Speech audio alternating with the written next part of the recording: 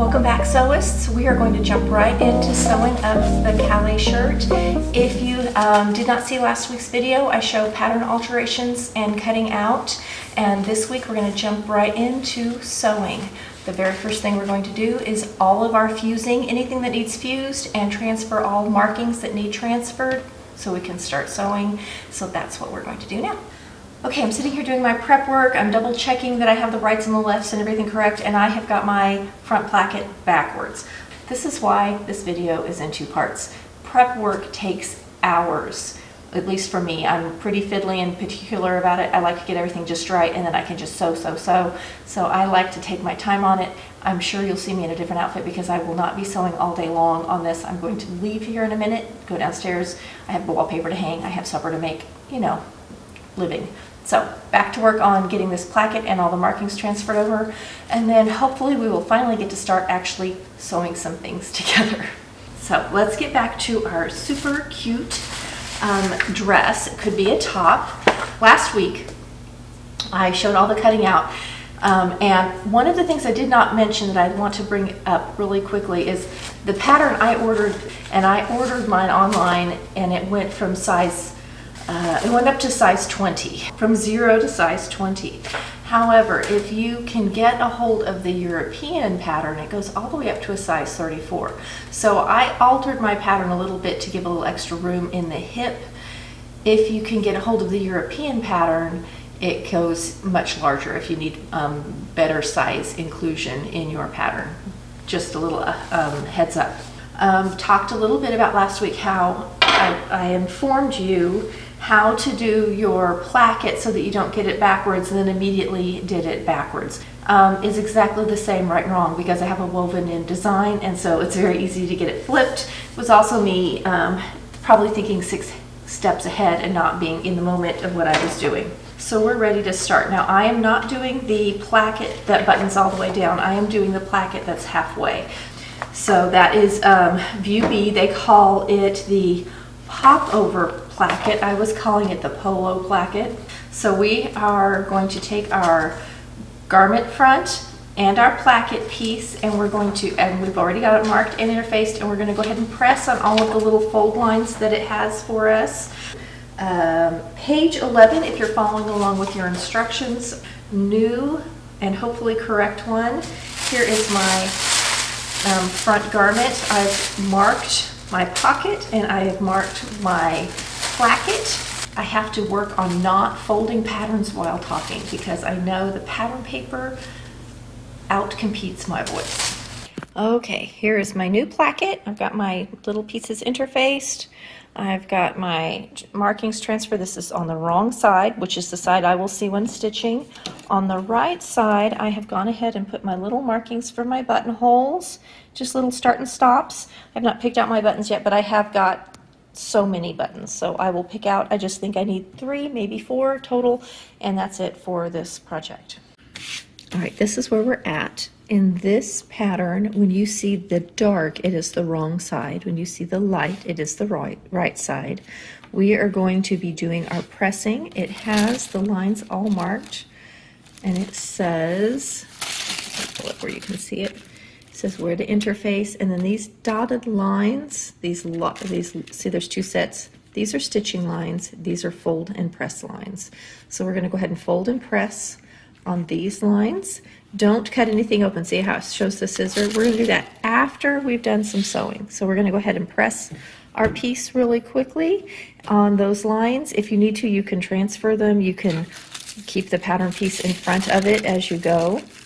And you can see when it lines up properly, when it is, when the pattern piece is flipped over to the wrong side, then we're ready to go for pressing. You can see there's a little notch at the bottom. All right, I have got little cuts or marks. You can also see you're going to be pressing right next to your interfacing, so if you line that up correctly, you're in good shape. And I just start pressing. It's 3/8 of an inch seam allowance on the outer edge. And we're going to just be pressing all of these things.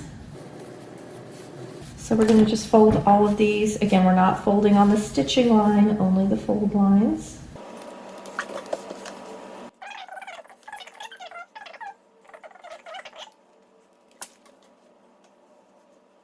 You can see my little cuts, barely, but there's a little cut right there.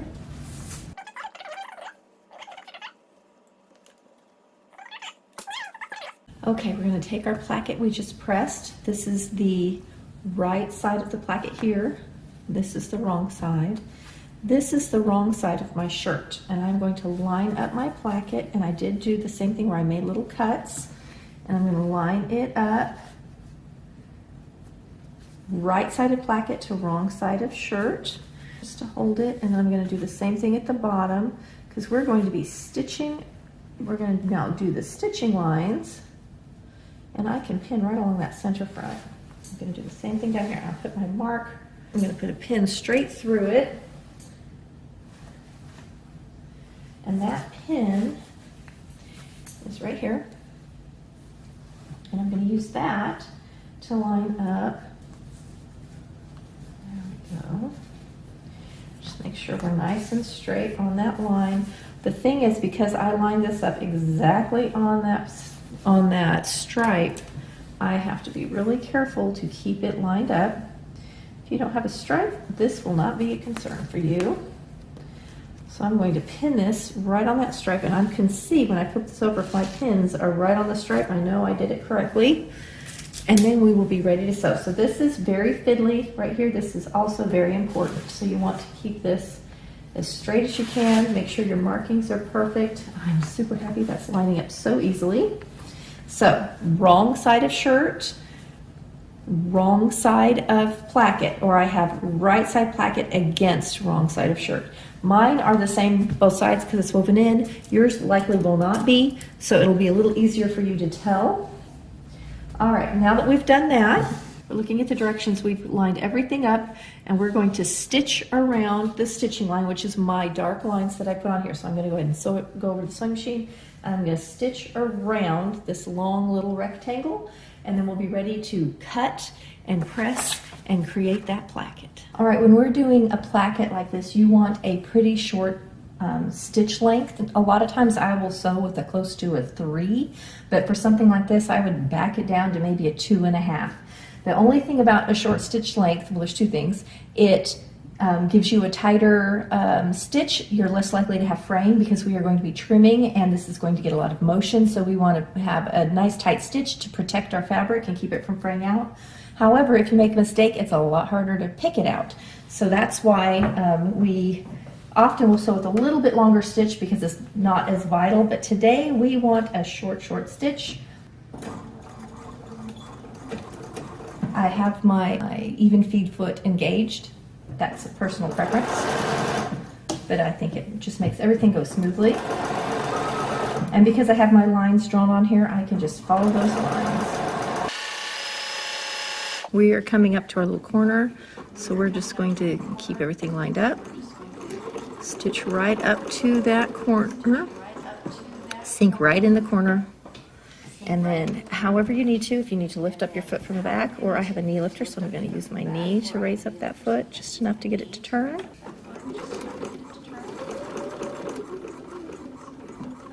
Whoop, went right past it. We want to sink right in that corner. If you need to, use your hand wheel. Sink the needle, turn. Now we're stitching back up the opposite direction. I can see my line. Got my pins just out of the way.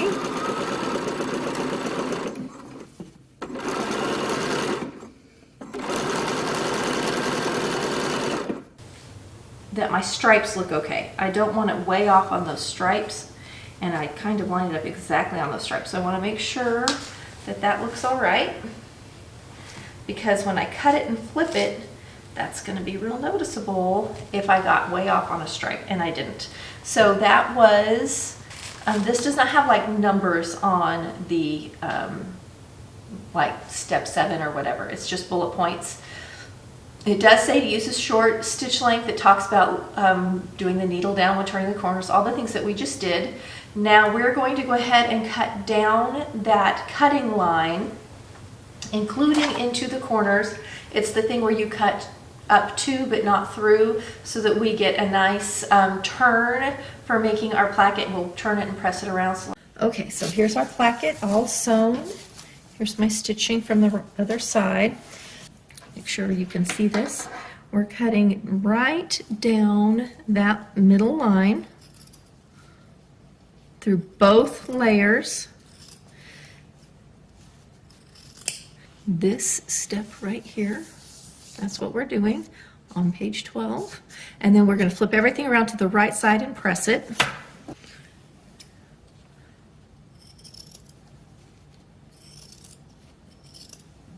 Trying to make sure I'm on camera here. You're a little bit backlit because of how I set it up. So here we are coming to, okay, here we're coming up to the corner. So here's where our little thing ended, and then we're going to come up to the corners at each angle like this. See how you got a nice little triangle, and we want to get as close as we can. You want to make sure you stitch that well. If you feel like your fabric's a little soft or a little too fray, you can come in and re-stitch in your old stitching line a couple times if you need to make it nice and strong. Now that we've done that, we can take this whole thing, we're going to flip it around like this. We're going to have a faced opening, and we're going to go press it at the ironing board. So all this is going to get folded to the back like that. You can see how that's going to face that. See our nice little opening? Let's head over to the ironing board and I'll show you how to press it. All right, so this is now the right side of my garment. I've pulled the facing through to the right side, and we are going to press these seam allowances towards the facing, and you want to kind of pull it so that you don't get any little puckers or foldovers. We're just getting it nice and tidy so that when I pull the seam, now that's nice and smooth. I'm going to do that on both sides. We're just pressing towards the facing to start with. Just kind of embedding those stitches. Okay, according to the directions, we're going to start with the left side of our shirt. This is the right side of our garment now. This is the right side of our placket.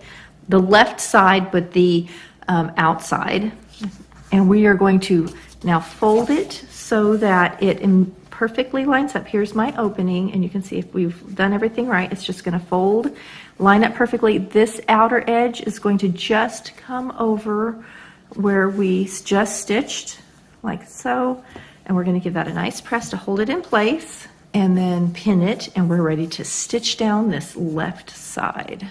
Okay, so this is how it looks after a press. You can see my lines still line up nice and neat. This is my other side of my placket that I haven't messed with yet. Here's my opening. So we're going to head over to the sewing machine, and we are going to just stitch down just this outer edge. I'm going to top stitch that very carefully. I'm going to lengthen my stitch length just a little bit because I just think it looks a little more attractive. Whoop, there we go. Sink my needle. Now I'm using my foot to help me stay straight. I've lengthened my stitch length to a 3. Go ahead and get some back stitches in. You could use an edge stitch foot, if that helps. This is top stitched, this will be seam. So we want to keep it nice and straight. Stopping a little around the little triangle snip you made earlier. It just says stopping. It doesn't say exactly how far. So I have a little clip. That's about where I'm going to stop. Now that we've done that, we're going to come back and do this side. So here's my back side, and you can see where it's stitched a little past it on that side. This is the front side, but it is pretty on this side, which is what matters. All right, we're going to do the other side of the placket. So this is the long side. This is what I just stitched. And this should line up so that this is exactly along that edge. This is actually going to fold all the way over. Seam allowance into the placket. We've got our folded edge here. This folds back. And if we lined everything up correctly, it should completely cover the placket we just did. If it doesn't, you may have to come in and do a little fixing. Right here's my only thing. I'm going to double check that I might have this just a little too narrow as far as where I pressed it.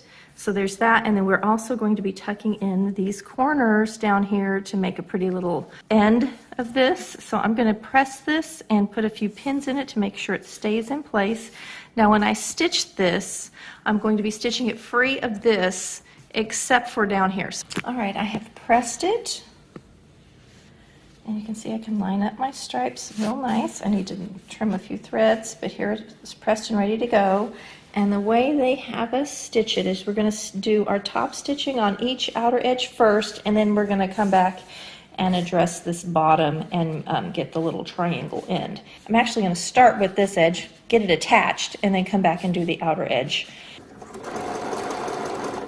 I am making sure my stripes, I make sure my space is right all the way down for this stripe because it's going to be very noticeable, and keeping my top stitching right along the 1/8 of an inch or so.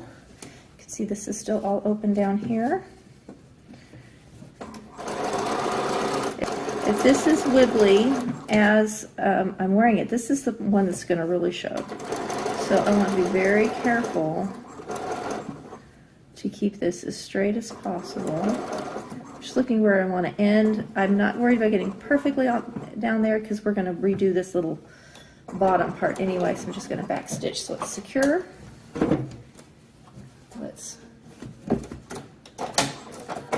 cut my threads. I'm going to come back up here to the top, and I'm going to go down this edge same way, just for decoration.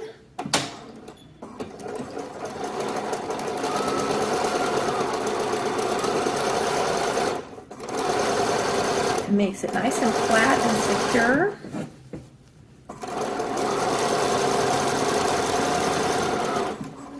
Again, not worrying about how perfect I get down here because we're going to do a lot of work. So I'm just going to get down a little ways, back stitch, cut my threads. All right, so I have got both plackets stitched, and I'm checking to make sure that, see, I have a vertical and a horizontal stripe, so you can see that's how it's going to look going down the front. And now we're going to work on this down here at the bottom. I did just stick a little pin in it to kind of hold it in place. I might put a few more as we go, just so that I don't have any movement. Let's get this worked out. I'm gonna have a hard time doing this. They're showing us how to fold it in, and then we'll get it pinned down, and then we'll come back and top stitch it. So here's mine. And what they're doing is they're from this side, they're actually doing sort of like a 90-degree angle, and then another 90-degree angle to get this.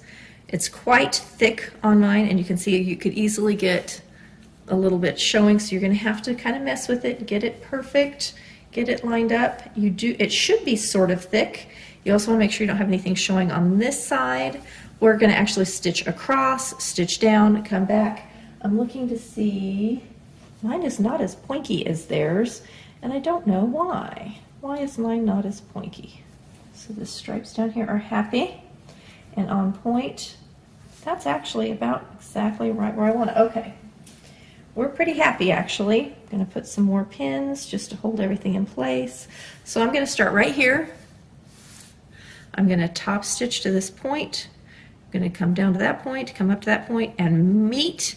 And then I'm going to do my extra little stitch. They actually have it marked on the placket, so you could transfer that from the placket if you want to make sure you get it just right.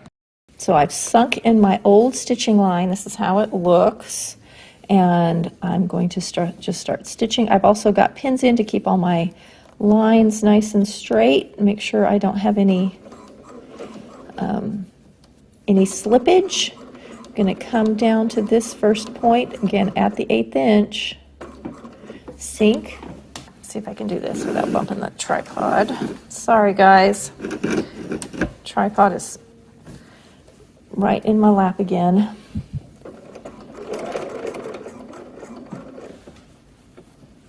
And we want to sink right in that point. I'm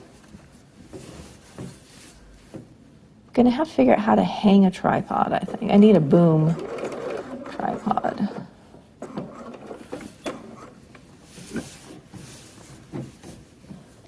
Right, and now we're ready to come back up.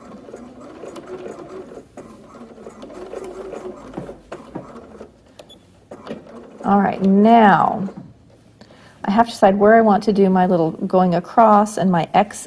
Okay, so I'm going to actually come across right along this stripe, and we're going to come across, make sure we're getting everything nice and I'm sorry about the camera issues. Sink. Now I'm going to come at an angle across to here.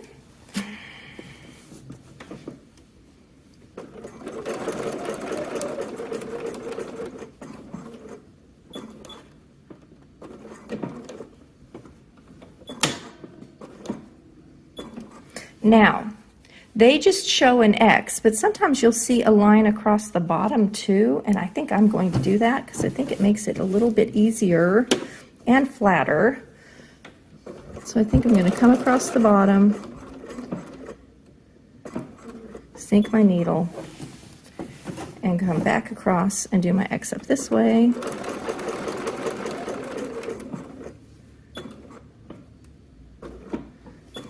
So I can tell my tripod foot is right next to my sewing machine foot because I'm bumping it just ever so. And then I'm going to go ahead and go across one more time like a back stitch, and that is done. All right, now for its close-up. So here's how the bottom of that looks.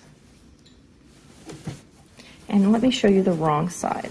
I haven't done any thread trimmings yet, but you can see my stitches. Here's the backs of the plackets. Ready for a haircut and buttonholes, actually, but we're going to wait on the buttonholes because we're going to do collar and other things. We've now finished this entire placket, and we're going to sew on the pocket. Editing Stacy, and I realized I didn't really say how I sewed the pocket. It's the only thing I used my overlock for the whole project. I serged all the way around the whole thing. I flipped it around so that I had right sides together for the flap, sewed the little edges or the corners of the flap, then flipped it around, pressed everything in for top stitching, which you will see now. So sorry, I somehow did not film it. I don't know where it is, but that's how I did the pocket. Okay, here's the little pocket, ready to be flipped around and top stitched. All right, I have pressed in. This has been flipped around, and now I'm going to just go to the sewing machine. I'm going to top stitch. It's this shape from the other side. If you need to, you can transfer the marking. I can actually feel it through the fabric, so I'm going to be able to just follow it with my machine and stitch just that little V down, and it's prepped and ready to go on the garment. I made a tiny little mark using the pattern piece. It's this little mark right there, and then I made a little mark for the V so I can just line up and stitch to there and then come back to the other mark. And instead of drawing the lines on, I can just go from point to point and still get a nice straight line.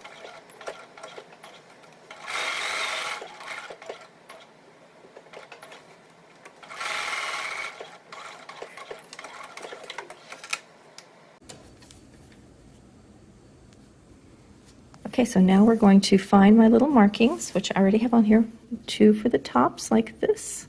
We're just going to pin on our pocket and top stitch it around. Okay, just so you can see how the stripe action is going here. I like all the directions. I think it's super fun and cute with most of the stripes going vertically, which is much more slimming. And now we're ready to stitch on this pocket. I want to do triangles on my corners to make them nice and secure, so I actually want to start with it upside down. Okay, friends, and we have a pocket on. Isn't that cute? The pocket should be on the left side when wearing it, so when you're looking at it, you're looking down at the right side, because that's just how it is. Here's our plackets. Look at how my little stripes all line up beautifully, waiting for buttonholes. Okay, let's go to the next thing. All right, we have a front with all of its cute little parts on it.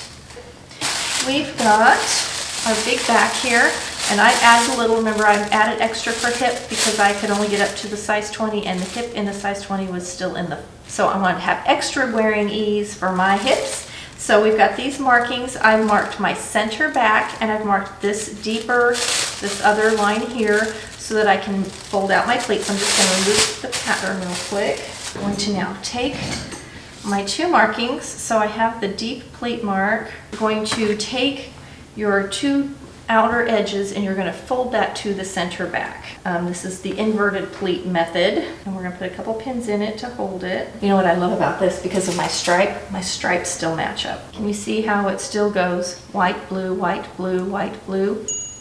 That worked out. So you can have either a regular pleat or an inverted pleat. I prefer the inverted pleat, which is where the pleat goes to the inside. If you want the other kind of pleat, it's going to look like this, where it's a real wide in the back pleat. I am just going to baste across that just to hold it in place, because we are going to be moving on to the yoke after this. So we are going to be on page 14 doing our yoke next. Here's my inverted pleat with everything folded in. You can see how nice that matches up, and I'm just going to do a quick little baste across just that area to hold it, and we'll put in our yoke. When basting, you don't backstitch or anything. It's literally just like a stitching tack to hold everything in place temporarily, something you can pull out later. We're going to take our 2 yokes. Now, this is my right side. I'm going to find my 2 yoke pieces, and I remember I cut them in 2 different directions to see which I preferred, and I'm pretty sure I'm going to want to go across. I am. Yep. Okay, so this is going to be my right side yoke.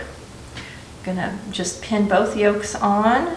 You can just make a sandwich of it. Right side yoke to right side garment, and then your yoke lining or the other one will be right side yoke to wrong side garment. So we're making a little sandwich. Pin at each end, in the center, and then kind of in between, because it's a longish seam, and that way we don't get any creep. Sometimes you'll see the yokes cut on the bias, and if you do that, you definitely don't want both yokes on the bias. You want one on the straight of the grain, and the one that's underneath, and that will be the one that carries the structural part, and then one on the outside will be more decorative than structural.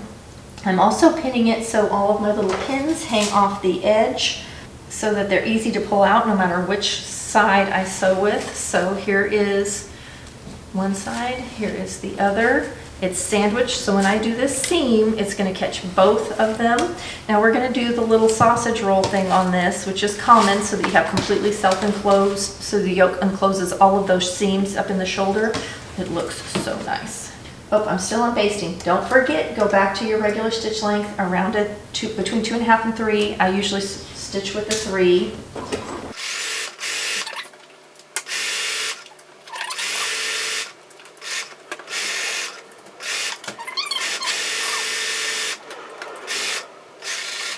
Alright, so now we've made this sandwich, but what happens is when we take both of our yokes, we pull it up, we're going to press it, and now this is what the right side looks like in the back, and that is the wrong side in the back.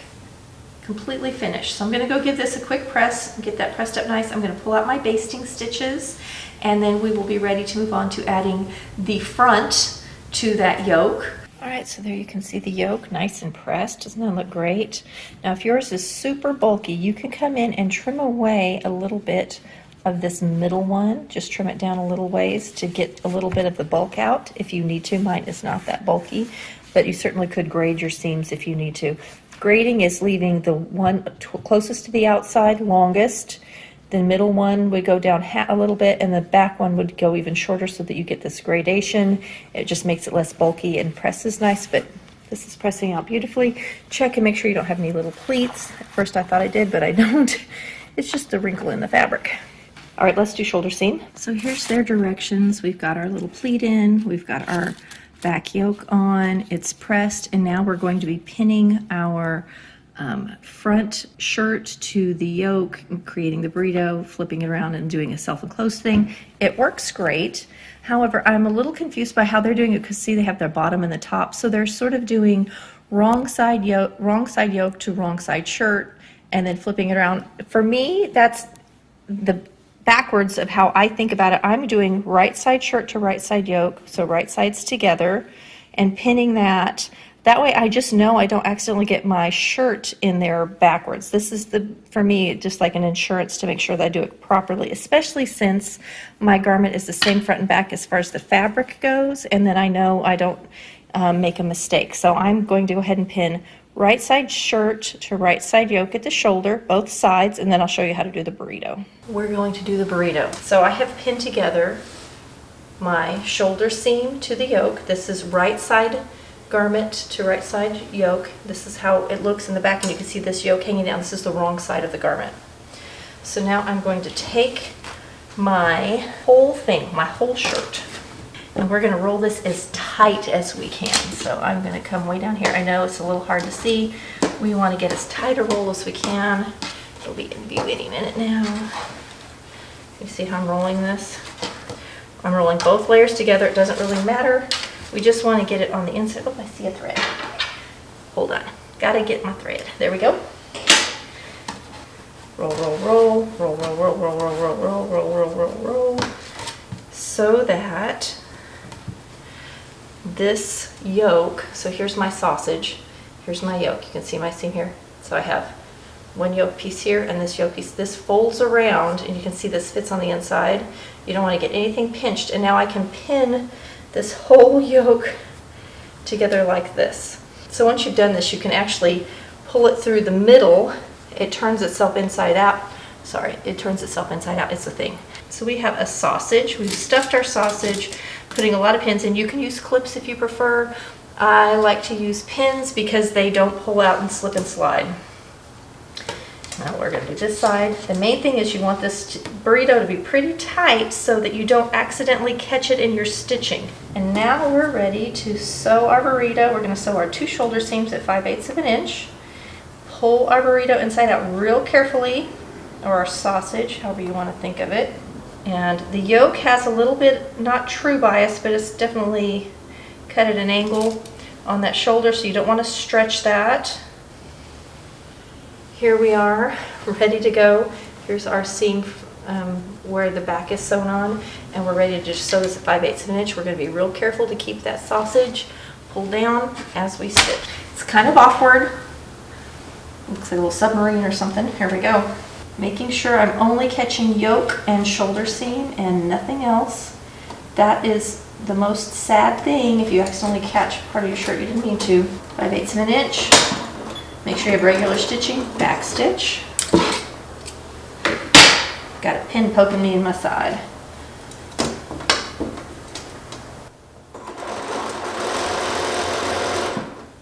Okay, this is how it looks under the machine. I'm just making sure I'm not accidentally catching shirt as I go, and I can feel it.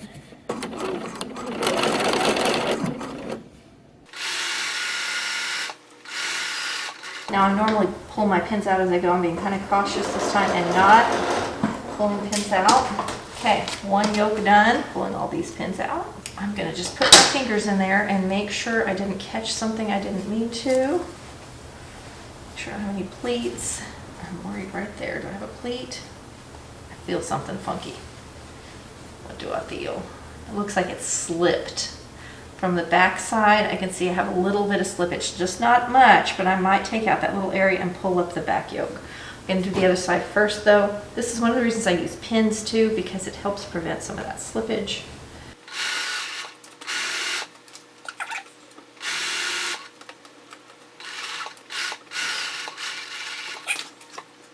All right, let's feel this side.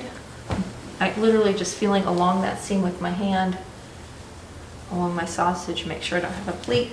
Get rid of our threads. Okay, so now we're gonna come to the middle of this and we're gonna start pulling our burrito through. If we did it right, I'm gonna pull out one side at a time.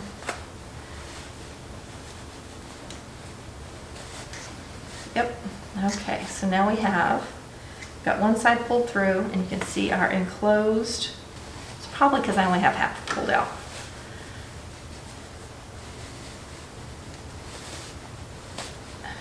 There we go. Yes. Ta-da. Okay. Perfectly happy. All right, it's ready for pressing. Now I can really see that seam and see if I have any issues. And I don't, oh my gosh, friends. I'm on the wrong side, okay? So the wrong side is the one that has the stripe up and down, and no one will see it, but my stripes match perfectly. No one will ever see it on both sides. Totally not on purpose, but I love it when that happens. Okay, so we're gonna flip it around.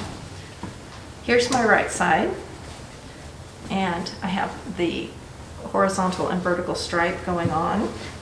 That just is such a funny thing. What a fluke.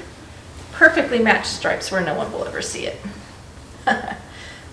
I will know, and it will make me happy. Something we could have done that we didn't. If you like to put tags in your clothes, you actually could go ahead and stick a tag in now on this yoke, or even before you sew it together, put a tag on that inside yoke, your wrong side yoke. I think I'm gonna go ahead and put a tag in real quick. I wish I thought to do it sooner. The Stacy Robbins is red, and the Serious Sewist is blue. And I kind of think I wanna go with the Serious Sewist because it matches, but I like the idea of the red on the inside. Okay, now I don't know which one to do. I've got these with my name on it, which are fine, but I really like my Serious Sewist ones better. I like the font that I used. I like that it has a little stitching thing around it. I'm kind of tempted just to do that one. I often end up putting my Serious Sewist in all my own garments and my name in garments that I give away. All right. This could also go, the other place this could go is in the back of the stand of the collar.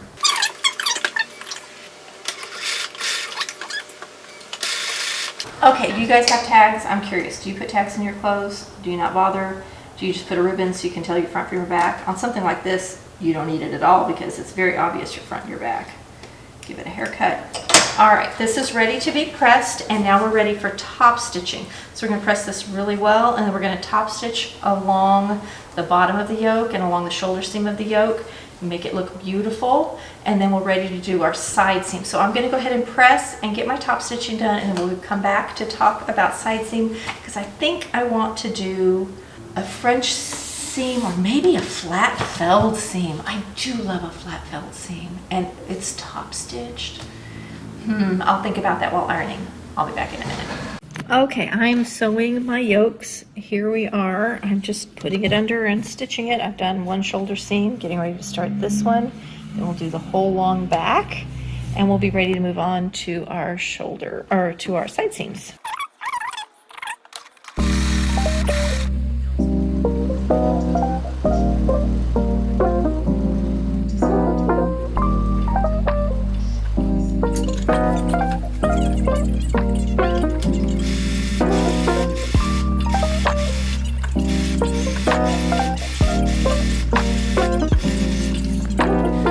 Now got beautifully top stitched yoke.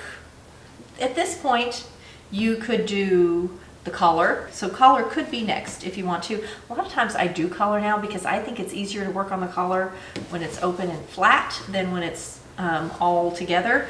But the way they do it is side seams and then hem. Should not have taken my glasses off for this. What was I thinking? They do go ahead and stay stitch around the neckline, which makes good sense. And honestly, as I was pulling that burrito through this neckline, I was thinking, I probably should have stay stitched all these pieces even separately because they get a lot of pull. But stay stitching that neckline just keeps everything secure so you don't get a stretched out neckline, because necklines are full of bias. So they stay stitch the neckline, then they sew the side seam. So I was considering a flat felled seam. It has a very tight curve right at the underarm. This is like a dolman sleeve that's been chopped off. So the sleeve has been attached to the garment. Like this one has a seam for the sleeve right here. It's like a raglan sleeve. This one, they have, in the pattern making, they've actually glued the sleeve and the shirt together. And so if you were going to look at it, if they had not chopped it off, it would have made a T shape and would have been all one. That's a dolman. So you've got a real sharp curve underneath the arm. The easiest thing to do would be to sew it and serge it, press it, top stitch it down, and have a fake flat felled. You could also do a French seam, a mock French seam. Like there's a lot of other ways you could do it. Now I'm sitting here vacillating. I really did not want any serging to sew, especially since we have a bias bound hem, which finishes off, and to have everything completely self-enclosed is the way I want to do it. And that's my biggest concern. I might have to do a little clipping. I don't know. The other thing you could do, which now that I'm talking to you about this, you could bias bind this whole thing on the inside and top stitch it, which would be also very pretty. So you do your 5/8 inch seam, and then you wrap that edge with bias binding, or wrap each edge with bias binding and press it open. That looks so nice too, and it also completely finishes it off. Now they include pattern pieces for you to make your own bias. I'm going to just use plain white because I like it. I'm gonna just give myself a little looky-do here. How would I feel if on the inside of my garment I saw this? I feel good about it because I'm also going to do it on the hem. All right, friends, this is what I'm gonna do. Let's just sew our 5/8 inch seam, turn it to the inside and bias bind it. And I do not remember if I have a bias bound seam finish video or not. I have a whole series called the Notebook series where I have quite a few of these seam finishes in there where you kind of make your own little sample notebook. It's super fun. I recommend it if you enjoy sewing. It's just a fun thing to do. Okay.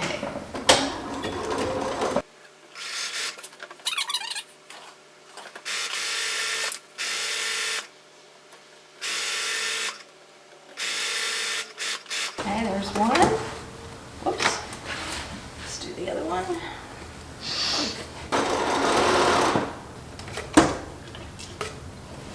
All right, so now got my side seams. Now I'm going to come back to my bias. If I could talk you into a few sewing habits that would make your everyday sewing so much better, one would be press as you go, and the other would be trim your threads as you go. Threads get caught in your sewing and get pulled down inside the machine, can wad up in the machine, can get pulled up into the needle, can in general totally mess up your project because you had a thread hanging out there. They also can get twisted into the garment and poke out in places you don't want it to and just look bad. And if you press as you go, your seams are always going to look better, they're going to lay better, and you're going to have a better looking finished garment, even if you never press it again. Cut accurately. Press as you go, trim as you go. Pretty basic. All right, I'm not trimming off any of my seam allowance. I'm wrapping my edge with bias tape. All right. Bias binding, I'm just wrapping that raw edge of them together in the bias, and I'm just going to top stitch it down, and that's going to finish it. Then we'll press it all towards the back. Now with bias, it's real easy to catch one edge and not the other, like not catch your bottom edge. That's a super easy thing to do.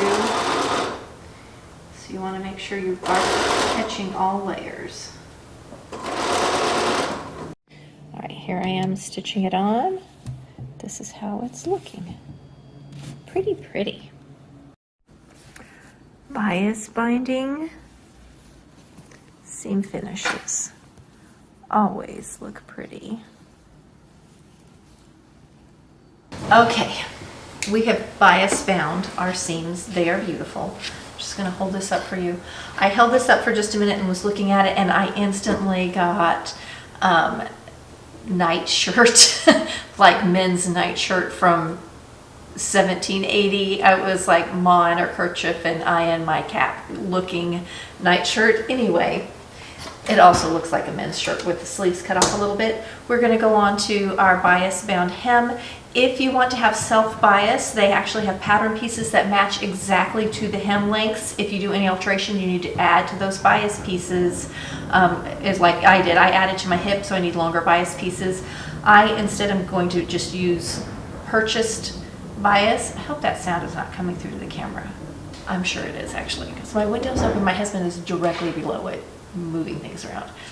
Anyway, so we're going to put right side bias to right side shirt. Along the hem, I'm opening up my bias, I'm clipping it. I'll show you a little close up, and we're going to stitch right along that fold line, then press everything to the other side and top stitch it down. Theirs, if you have the traditional opening in the front, you don't have to worry about them overlapping because it goes to the front plackets. Because ours, I'm doing the bias bound and the without the traditional open button placket, we will have to overlap.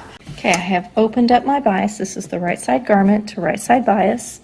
I've opened it up and you see I folded this back. So when I comes across at the end, we will cross with the tail and that will come to the inside of this, and then we will have a nice finished edge because of it. So we're going to just sink our needle right here, and I'm going to stitch right in the ditch all along here and do the whole hemline.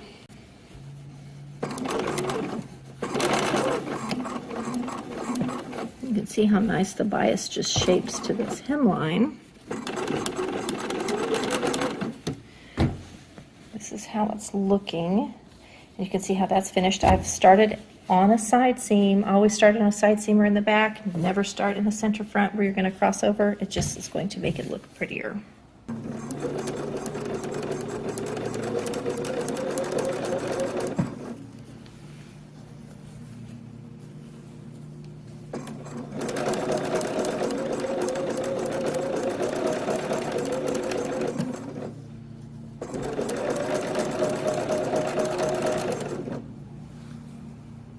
I'm all the way around. Here's where I started. You can see I folded over, and here I'm bringing my new piece across so that they overlap, and that's just going to give me a finished edge. And now I can just backstitch, cut off my piece that's attached to the spool, and we'll be ready to press it and stitch again.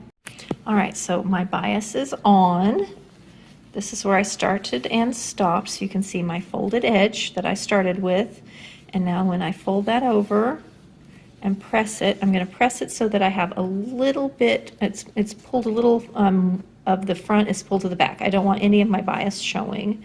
But you can see when I pull that around, that now encloses all of my bias. And now I have this pretty bias edge, and then I'm going to press it up, and then we will top stitch this bias along this edge all the way around, and that will be our hem, and our hem will be done. So I'm sure the pattern maker intended to leave this wide, and then you have sort of a wider hem, about a 5/8 inch hem, all the way around. But as I'm sitting here pressing and looking, I really like it tucked under and made narrow. I just think that looks prettier. So I may do an even narrower shirt tail. It would make my shirt about 3/8 of an inch longer, which won't hurt anything. So I'm considering doing this because I just like the way it looks, as opposed to that. And I think it's because I use this white, and you can you see the shadowing shoot through of the stripe, where if I do this, there is no shadowing through.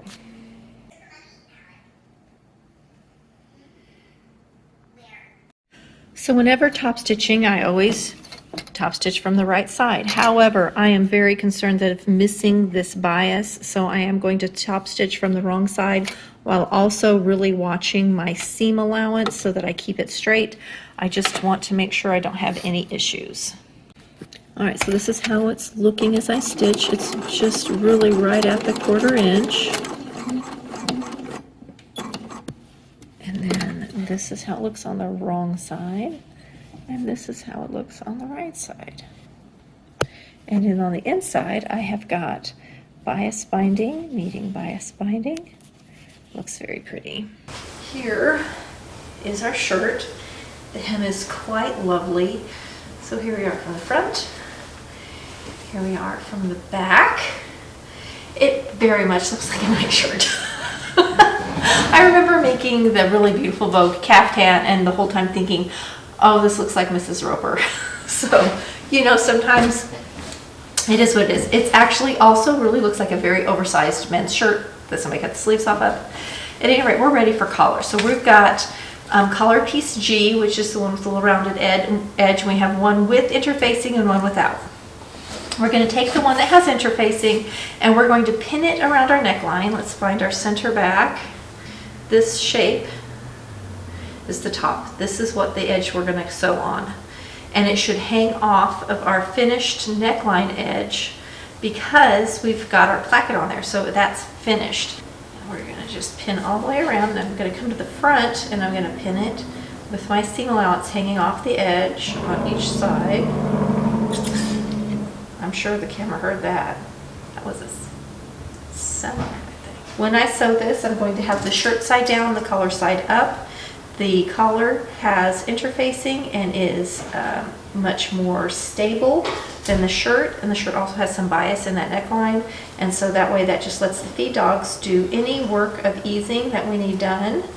You want to make sure you don't get any little foldovers or pleats in the shirt neckline when attaching it to the collar.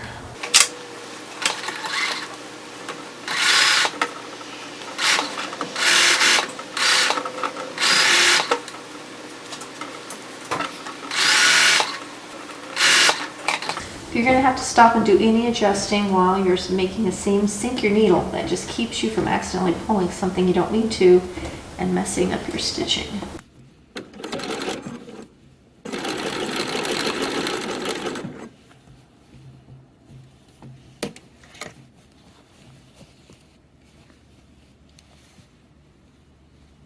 See this little area? So I'm going to rip out this whole little section, straighten it out, and restitch it.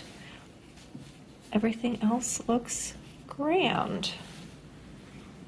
Now that we've done that, it tells us to come in and clip this neckline edge of the shirt. Mine is laying great, but you can come in and I'm going to go ahead and do a couple little clips up to but not through, just on the shirt part. You do not want to make any clips until you've checked to make sure you don't have any issues. And once that's clipped, you can see how it lays real flat. All right, so we're going to take our upper and under collar, which is E and F. We're going to pin them together. They are slightly different in size. That's why one is the under and one is the upper. The under is usually a little smaller than the upper, and it's meant to pull it and shape it. So if I lay these on top of each other, I'm going to do it on the interfacing side so you can see. So I'm going to line them up on one edge and let it come down. And can you see how you can see that's how much of a difference there is between the two? So what we want to do is we want to line them up corner to corner, and we're going to stretch that under collar, right sides together though, stretch that under collar ever so slightly. I'm going to give mine a press. So here's how it looks, interfacing side, non-interfacing side.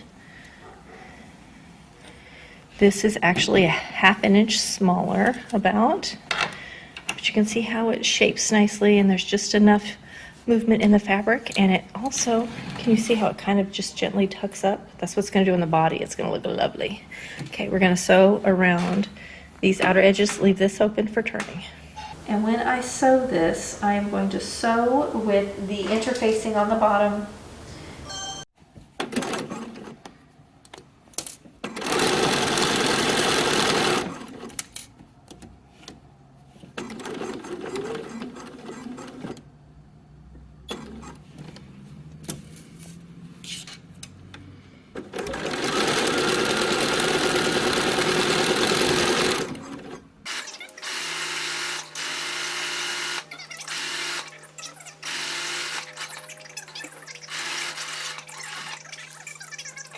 All right, so here is the first part of the collar that we've sewn on, and I've just done a few little clips to release it. Here is the collar I just sewed, and we are now going to look at our directions. We're going to come in and we're going to do this little trimming, press and flip around and top stitch it so that we can attach it. So to do the little corner trim, and you want to get pretty trimmed, where you can see my stitching line. I'm casting a shadow. There's my stitching, so you can see how close I got. You never want to catch your stitching. We're going to do that for both ends. Again, don't cut anything until you've checked that you don't have any issues and you don't want any foldovers, whatever. Now that we've done that, we can take and flip this around, poke out those corners, press it, tool. There's lots of tools for this, but I like this tool that I use for pulling my corners out. And if your corner does not come out like you want, like mine's kind of flipped in, you can actually, I'm going to double check that I don't need to cut anymore. You can actually fold the corner first, kind of hold it, and then flip, and sometimes that helps. You can also put your tool in that corner as you flip. Sometimes you just need to trim it a little closer, but you want to be careful not to poke a hole through that collar. And there's one corner. Come over here and do the other one. Usually one always does better than the other.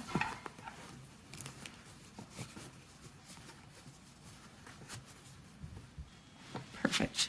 Okay, I'm going to press this. When I press this, the piece that's not interfaced will get pulled to the back. That's the wrong side. So all this is going to get done, and then we will flip it over and top stitch on the right side. So here is our collar. This is the interface side or the right side. This is the non-interface side or the bottom, the under collar. So we're now going to lay this down with the interfacing side up. We're going to edge stitch all the way around, top stitch all the way around it to be attached. Now you want to make sure that when you pressed this, that you pressed it so that none of the under collar is peeking through. That's very important. The under collar is meant to make the upper collar wrap a little bit to the back.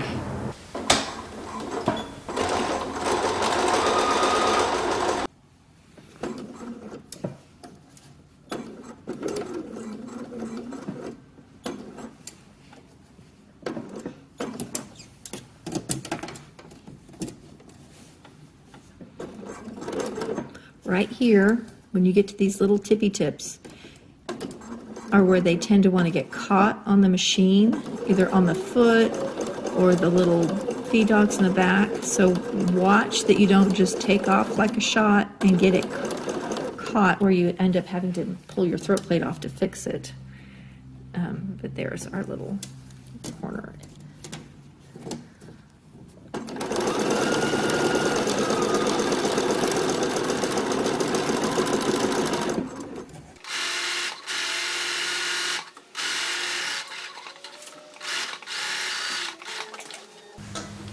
Okay, we have got a very cute collar.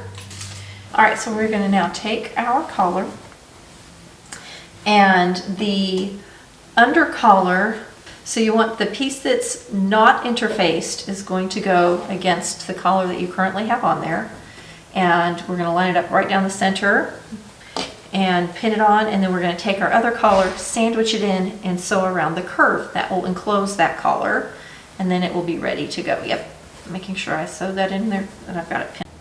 All right, so where the curved collar, the collar band is, where the seam allowance is, it automatically wants to flip up. We're going to let it, and then on the other side we're going to fold it up too. So they both are automatically folded up. So when we stitch that, that seam allowance is up and out of the way and ready to go where it belongs, because we're going to top stitch this closed at some point. So I'm going to put it, let's just clip it. We'll clip that end. Okay, so here is my non-interfaced, here's my interfaced. You can see how I have my seam allowances both turned up, ready to stitch my 5/8 with the collar caught in the middle. So we're just going to stitch that around. We're going to clip and grade our seam allowance in this curvy part, and then we'll be ready to do all of our top stitching, and our collar will be done. All right, I'm going to sew this with the interface side up because it's more stable, and that lets the feed dogs do any work with the non-interface side that might want to be a little stretchy. All right, so here's the band, our placket, and here is our neck band, and you see I'm sewing right next to it. That is a 5/8 inch, so we are right on target.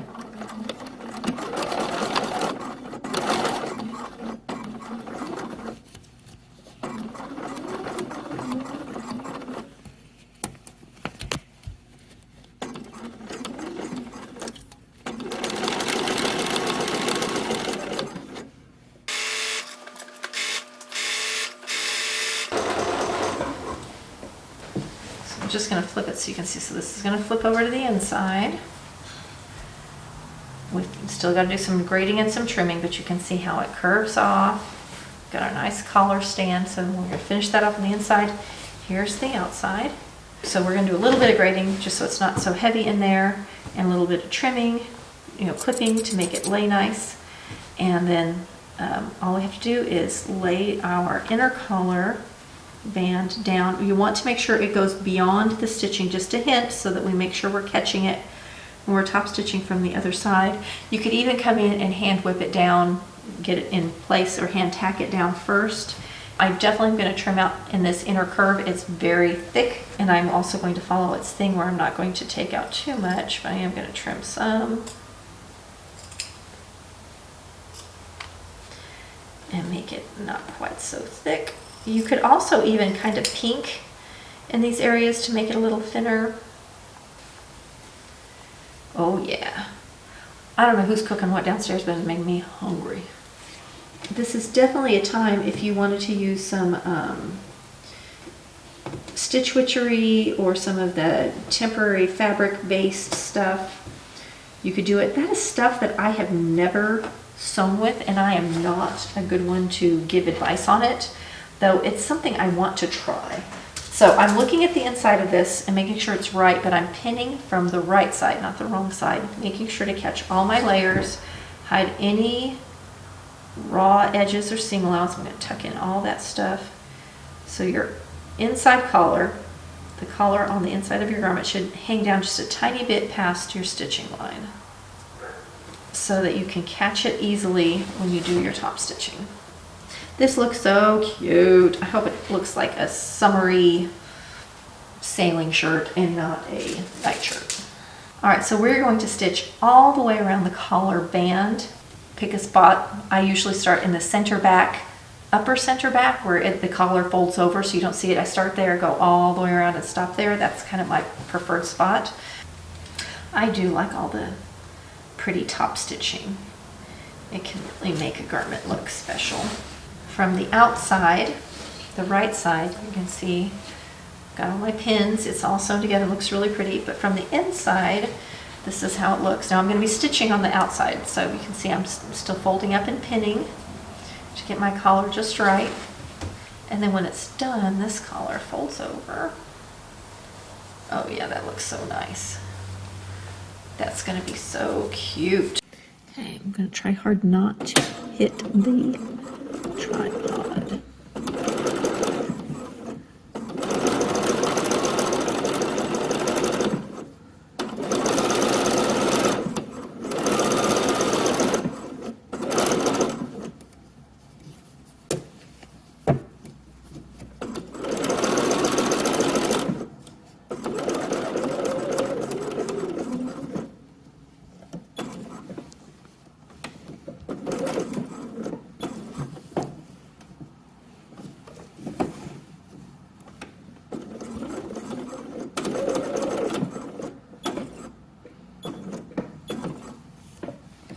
Okay, now here's where I have to be careful because I have all of this shirt to swing around.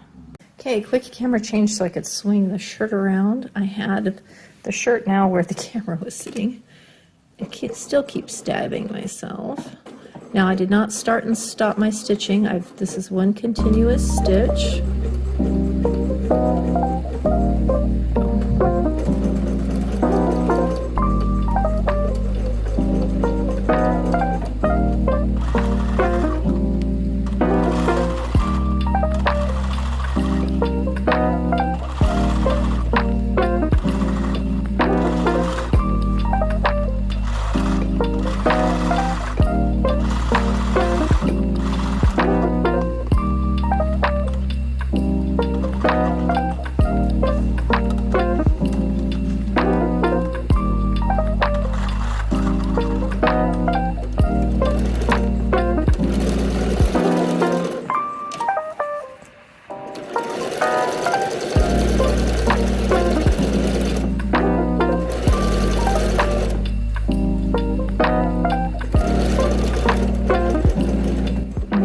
Crossing where I started.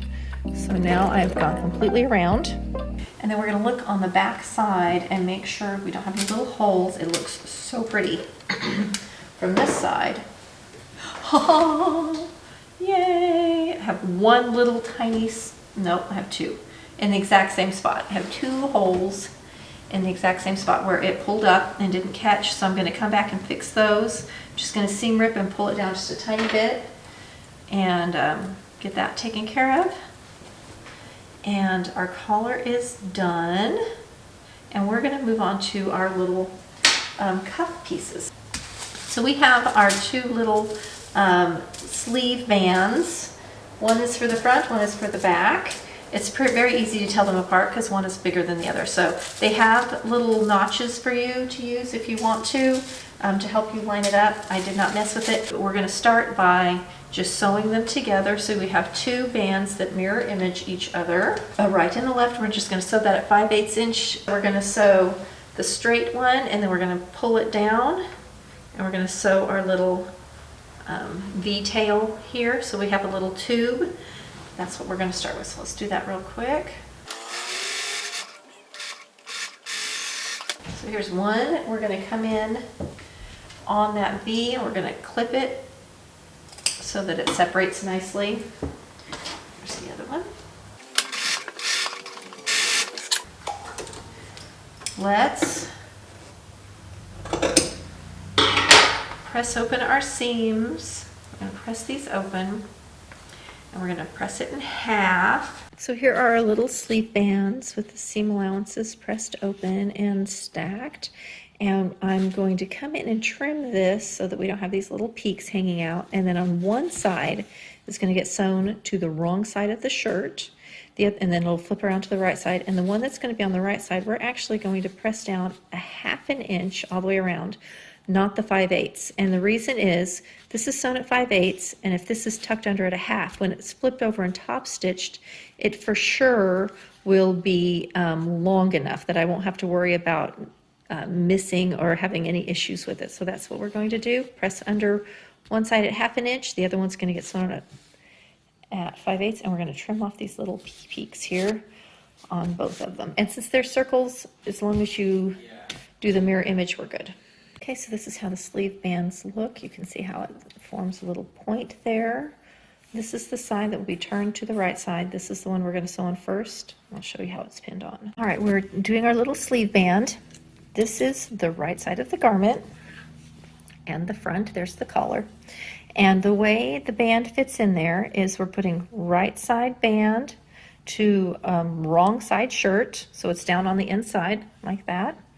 And we're going to sew it around the little front seam because one side's longer than the other. So here's the back, here's the front. That little seam lines up perfectly with our yoke if you get it in correctly. And then here's my piece that's pressed. So once this is sewn, just so you can see what we're doing, it's sewn, this is going to come around on top of where we've sewn like this, and then we can top stitch that on. See, won't that look pretty? Super pleased. And I did turn my band. I was thinking I did, and then I was confused myself. But anyway, they're both pinned in and ready to be stitched. When pinning your little band on, remember the little part that has the V is actually the underarm, and then the straight edge lines up with that front yoke perfectly. So you should have two mirror image. They're exactly the same until you go to press up one side. Don't know why I took my glasses. I took my glasses off to see the camera. Gotta put them back on to see my sewing.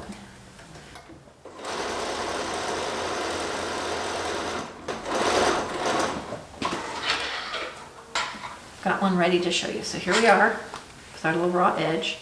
We're gonna pull that little cuff out.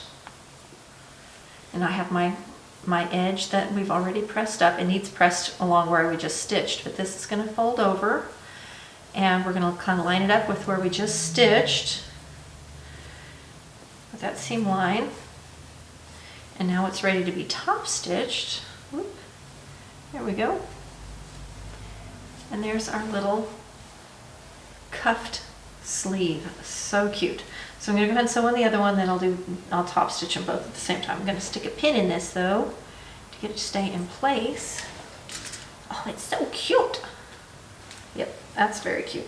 And if it's easier for you, I'm just sewing this flatbed right now, but when you go to do the top stitching, it might be easier to go to the free arm. Do it if you have a free arm.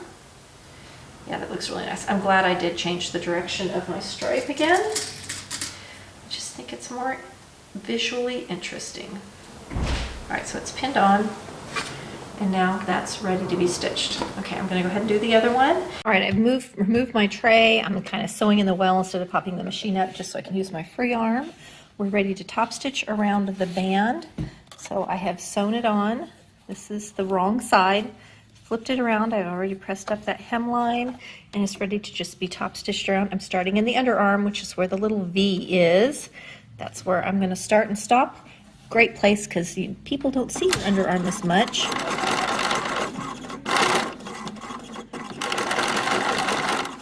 Okay, so here is one little sleeve sewn. I started and stopped down here under the arm. You can see, again, angles of, or the direction of the stripe, super cute.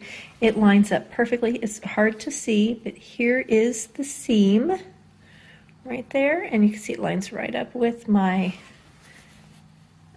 yoke. So perfect. Okay, I'm going to do the other side, and then all that's left is buttonholes and buttons. Time for buttonholes and buttons. I just went to my stash and started looking, and I think I'm going to use these really pretty shell buttons. I really like how they look on there. I've already marked from my Placket.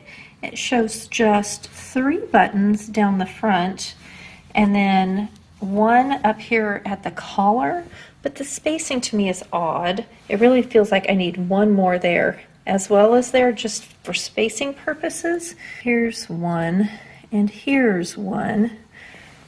That's how it looks. And then 1 way up here.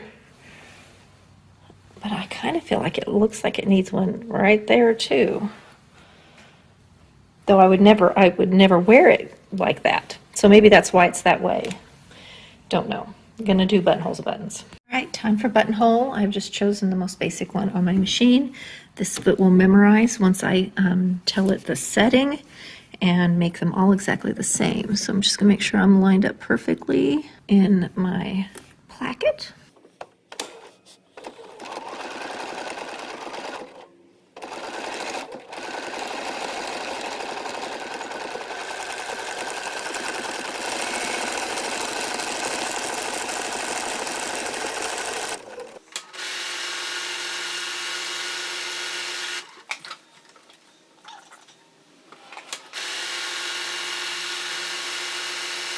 Alright, now I'm going to go ahead and do one on the little collar area too.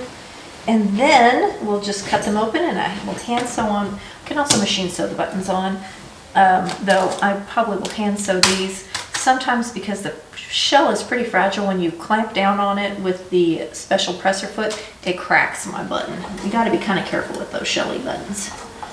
When you do your button at the collar, the others I did up and down right on the center front, but this one kind of starts at the center front and goes to the side, so when the button's in and pulls, it lines up.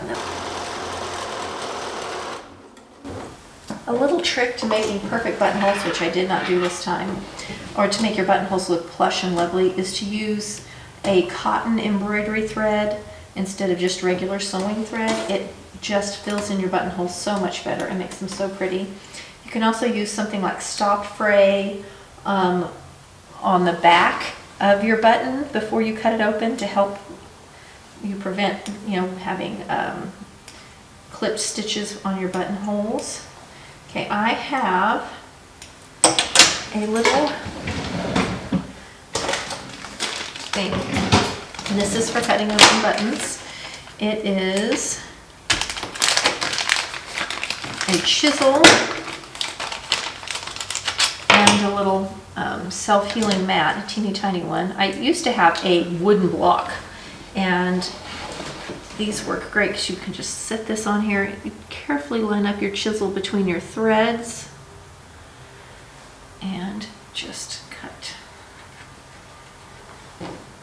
And it cuts it right open, just like that.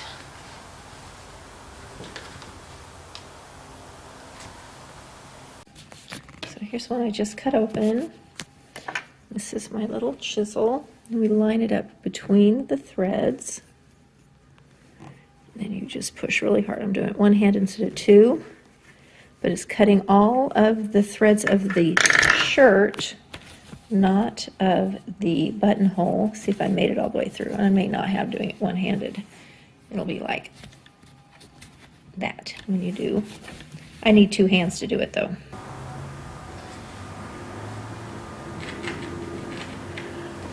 Now, if you're doing teeny tiny buttonholes, this will work. It's perfect if your buttonhole's 1/2 inch or larger. You just cut more than once if you have a larger buttonhole. All right, I am going to sew on my buttons and give it a press, and I'll meet you over there and we'll see how it looks either on me or the dress form, or maybe both. Okay, I just threw it on. I'm wearing jeans under it. I cut the longest length, but it has sort of a high cut on the side. I could see also getting some little legging, something to go with it. It's super cute, but look at this. Look.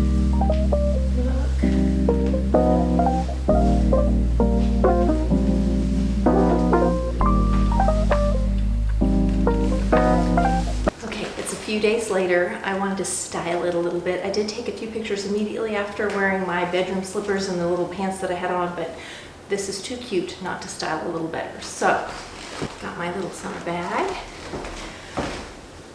got my little summer pants, some cute sandals, and look at how cute this outfit is. Definitely will be wearing this. I think I'm gonna wear it Friday for fun day with Mom. I did try it with the belt too, and I don't think I'll wear it with the belt, but it certainly could be an option, and it may just be the belt that I chose. I think it's too bold. But there we are, belted. It kind of changes the look. It very much reminds me of the 80s and how I used to style my oversized shirts with a couple little slouchy belts. Immediately took me back to those days, junior high. Loved everything about this pattern. The pattern making is lovely. It went together well. I think it looks good on lots of shapes. I am a traditional kind of curvy hourglass, but it's cute. Love the back. I'm considering, you can see how full that back is, and I might actually press down the pleat and stitch it together just a little bit like in the center back at the waist, kind of in here. Kind of just put it back together. I'm sorry the light goes in and out. We're actually under a tornado warning right now here in Oklahoma. Lovely Oklahoma weather. And it went from sunny to pitch black outside. So it's super dark. I have all the lights on and you can't even tell. I've got extra spotlights and everything. Please let me know if you've already made this or if it's on your pile of to-do in your stash or one you're considering adding. Don't forget that I did add a little to the hip and in the center back to give a little more ease for my hip line, and I'm glad I did because I will most likely wear it with pants like I am today or a capri. And it needs just a little extra room to go over those pants, but I'm very pleased. I think that it's so cute. Love the direction of all the stripes. Very happy with how the yoke turned out. Okay, I'll see you next week for another fun video.